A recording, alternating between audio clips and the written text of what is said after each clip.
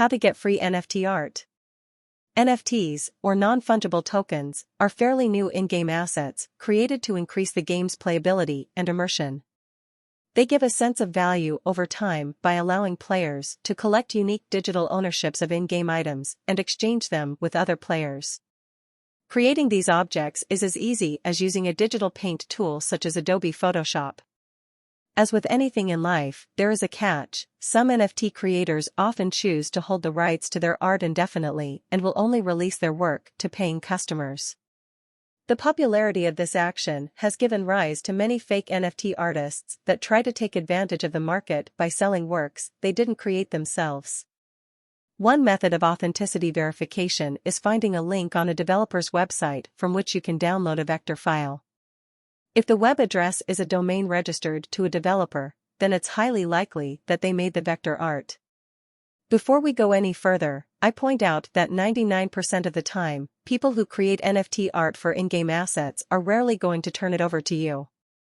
If an artist does this, it is because they feel like it's too much work for someone to appreciate what they do. This means you should keep pursuing your dream in life. If you do, then who will keep your dreams alive? Regarding finding out if the artist is someone you can trust, most of the pieces I've seen on DeviantArt don't say anything about making NFT art for a game. Most of them are public art about how awesome their life is and how good of an artist they are. If that's the case, there isn't anything to worry about. Play-to-earn NFT games. These games don't offer NFTs, but they give you something way better. Users that sign up for a play-to-earn site will have the opportunity to earn in-game resources and items while they play the game. These sites are geared towards rewarding people who tend to make purchases on them rather than giving easily redeemable items. The biggest reason these games are a better deal than NFTs is that you can't sell your in-game assets at any price. First, the game company can always change its mind about transferable items. Second, you could lose your account and be left with nothing. It's important to remember that the developers control all aspects of what happens in-game. However, this is a double-edged sword because you have less power as a buyer over NFTs. If you're trying to buy digital art that costs more than the developer's original asking price, there's no guarantee they will give it to you. NFT airdrops. NFT airdrops are easy to spot because they tend to be very cheap. It's common for developers to want to get their product out there and make their NFTs as easily obtainable as possible. This can be a negative thing because the popularity of airdrops can cause prices for individual items and bundles to plummet, ending up in you spending more money than the person that just wanted an NFT for the sake of collecting them.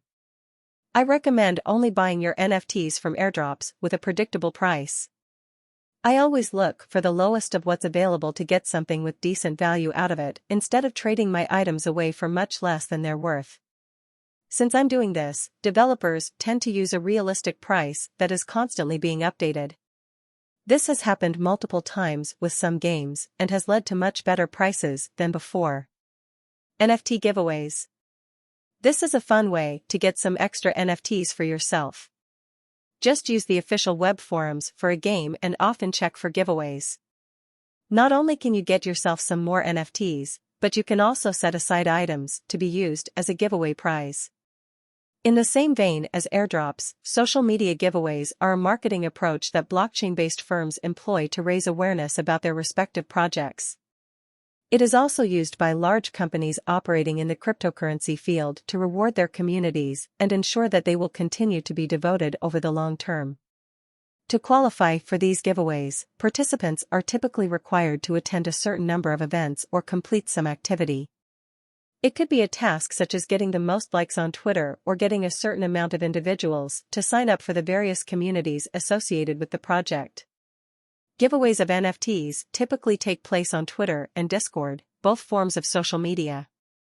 Nonetheless, a significant amount of participation is necessary to find these freebies. On Twitter, this indicates that you must follow the project's official Twitter profile to stay informed about what the team is working on and whether or not they have plans to host a giveaway. NFT breeding. One of the unique types of services offered by blockchain is that you can breed two different assets and make a new one. This is done by sending a transaction to the platform's smart contract with the two assets you want to use as parent tokens.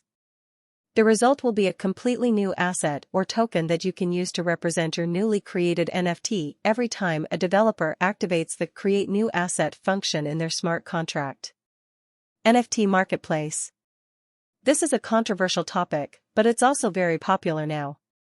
As I've said earlier in this guide, most of the current blockchain-based games don't have any way to sell or trade your NFTs outside of their official marketplace. Some users are savvy enough to find ways to get around API restrictions and have found a way to sell their NFTs on third-party sites.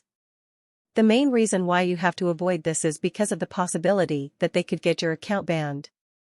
Many platforms will ban users if they are caught selling their NFTs outside of the official marketplace. If you want to avoid losing everything, it's best to sell your assets on the official platform instead of giving them to a third party that may also screw you over in the long run. Mint yourself a free NFT. The premise behind minting is that you can mint a free NFT, in some cases, only one, and then use it as your avatar in the game. This is also a great way to attract people to use your game because they want to get their free NFT and spend money on the platform to get more. Over time, they'll be accumulating items just like you are, so they could decide to sell their portfolio at the perfect time for you. To mint an NFT, you usually need to unlock a certain amount of game currency by playing the game and reaching new milestones.